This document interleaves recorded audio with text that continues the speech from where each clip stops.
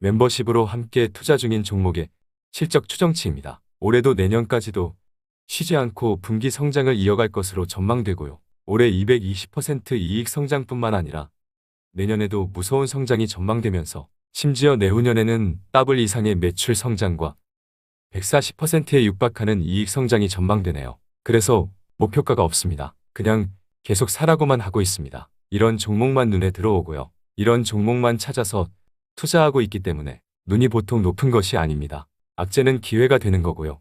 아무 때나 사도 되고요. 물려도 됩니다. 어차피 내년에도 계속 사야 되고요. 이 얘기를 2년 전에도 했고요. 따따따블이 오른 지금도 하고 있고요. 어쩌면 2년 후에도 하고 있을지도 모릅니다. 늦으면 늦을수록 손해입니다. 멤버십 가입을 눌러주세요.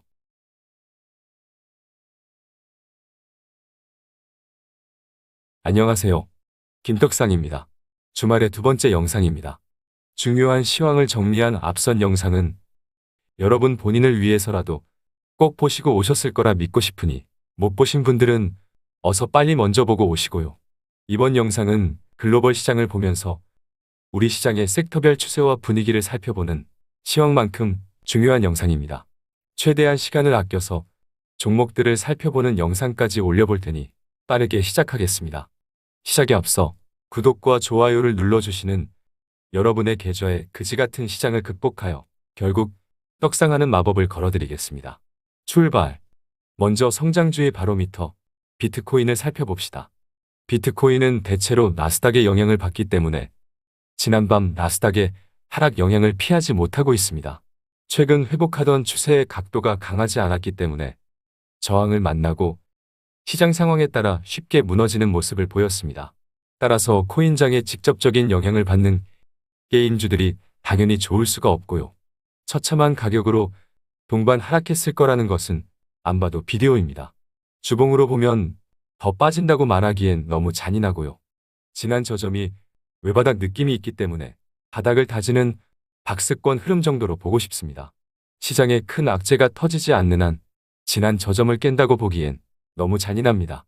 미국의 대표 메타버스 게임 기업인 로블록스 역시 단기 저항 라인에서 어김없이 저항을 받으며 최근에 쉬지 않고 빠지고 있으나 구름의 지지를 받기를 바라볼 수는 있을 것 같습니다. 분위기가 좋지 않죠? 따라서 우리 시장의 게임주나 코인 관련 종목, 메타버스 관련 종목들 모두 지금 시장 분위기가 유지된다면 당장은 바닥을 확인하거나 바닥에서의 박스권 흐름 정도를 예상해 볼 수 있을 것 같습니다. 길게 보면 기회가 되겠으나 고강도 긴축 우려의 시장 분위기가 바뀌기 전까지는 보수적으로 볼 필요가 있겠습니다.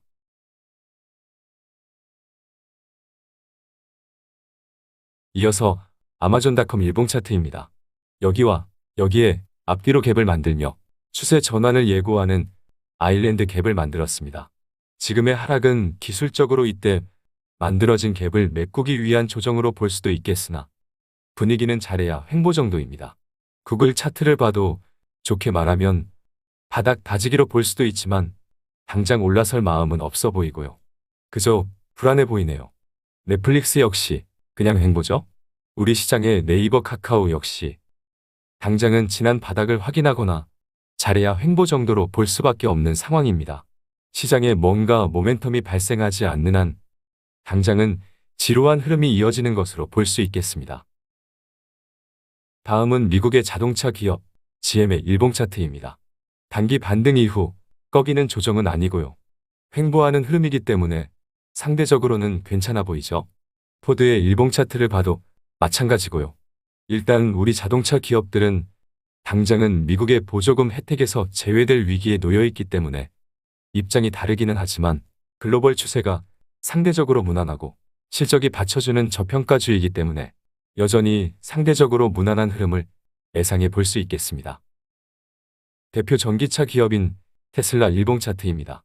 테슬라 역시 단기 상승 후 다소 강도 있는 조정이 나오고는 있지만 아직까지는 인내할 수 있는 정도이고요.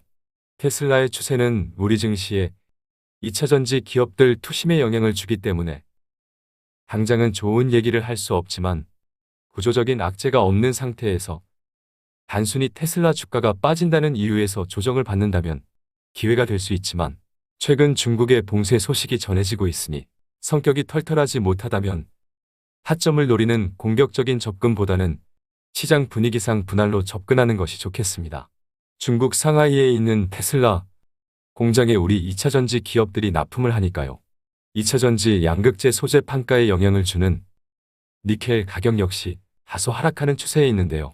메탈 가격이 빠지면 양극재 기업들의 외형 성장을 저해한다는 이유에서 누르기도 하지만 장기적으로 2차전지 성장성이 높기 때문에 메탈 가격의 하락은 일시적일 가능성이 높고 판가가 내려가도 물량 증가가 판가 하락을 상쇄할 수 있기 때문에 크게 걱정할 문제는 아닙니다. 니켈 가격은 다소 조정 중이지만 리튬 가격이 여전히 높은 수준에 있기 때문에 판가 하락을 우려하는 것은 과도하지만 그러한 이유에서 빼면 기회로 보면 되겠습니다. 어차피 2차전지의 문제는 모두 단기적인 문제일 뿐 장기적인 성장성은 훼손되지 않습니다.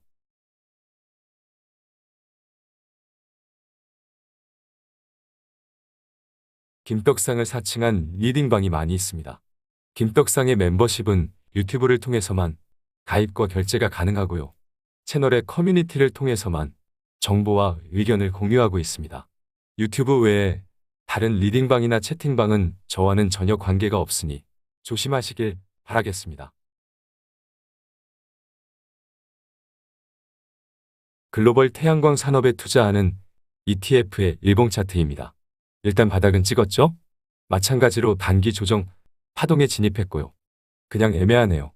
태양광은 여전히 긍정적으로 보지만 단기적으로는 쉬는 흐름을 보이지 않을까 싶습니다.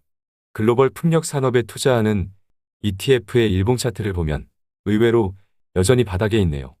차트를 보면 좋은 얘기를 할 수 없지만 개인적으로 풍력에너지 산업 역시 장기적으로 빠지면 기회가 될 수 있다고 생각합니다.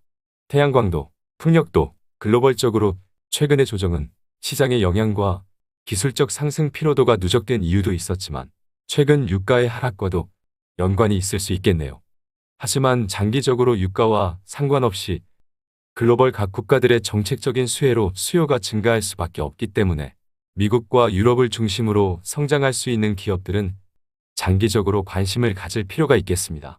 혹시나 에너지가 급락해서 동반 하락한다면 장기적인 관점에서 모아갈 수 있는 기회가 될 수 있겠습니다.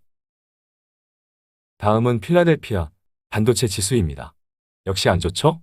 경기 민감주이기 때문에 강도 있는 긴축으로 인한 경기 침체 우려가 있기 때문입니다. 미국의 디램 기업인 마이크론 테크놀로지 역시 상황이 안 좋습니다. 따라서 우리 시장의 반도체 기업들 역시 상황이 매우 안 좋을 것으로 안 봐도 비디오입니다. 하지만 반도체는 사이클이 있고 망하지 않기 때문에 어차피 자율주행, 5G, 인공지능, 로봇 등 미래 산업의 핵심이기 때문에 장기적인 관점에서 처참한 자리에서는 적립하다 보면 어김없이 다음 업황이 좋아지는 사이클이 찾아올 겁니다. 최소한 포기는 하지 말아야겠습니다. 대체로 주요 섹터별로 글로벌 시장의 추세와 분위기를 다 본 것 같습니다. 미안하지만 하나같이 좋은 얘기가 안 나오네요. 이거 어쩌죠? 하지만 대체로 충분히 빠져있기 때문에 하지만 당장 급반등을 기대하기엔 어렵기 때문에 짧게 보면 답이 안 나오는 것이 사실이지만 미국의 높은 인플레이션이 점진적으로 해결된다는 전제와 장기적인 관점에서 낮은 강도로 분할 매수를 하는 것은 전혀 무리가 없고요. 오히려 적절하다고 생각됩니다. 현금이 전혀 없어서 대응력이 전혀 없는 경우도 조금 더 빠지더라도 기다리면 충분히 반등할 수 있는 처참한 자리에 있기 때문에 최소한 지금만큼은 절대로 포기하면 안 되겠습니다. 미국의 높은 인플레이션이 장기화된다면 어차피 너도 죽고 나도 죽고 쟤도 죽고 얘도 죽으니 주식만의 문제가 아니게 되니 긍정적인 마인드가 필요할 때입니다. 잘 인내해 주세요. 그럼 이번 영상은 여기까지 하고요. 우리 시장의 대표 종목들을 함께 살펴볼 수 있는 영상을 이어서 올릴 테니 많은 관심 부탁드립니다. 이따 봐요. 뿅.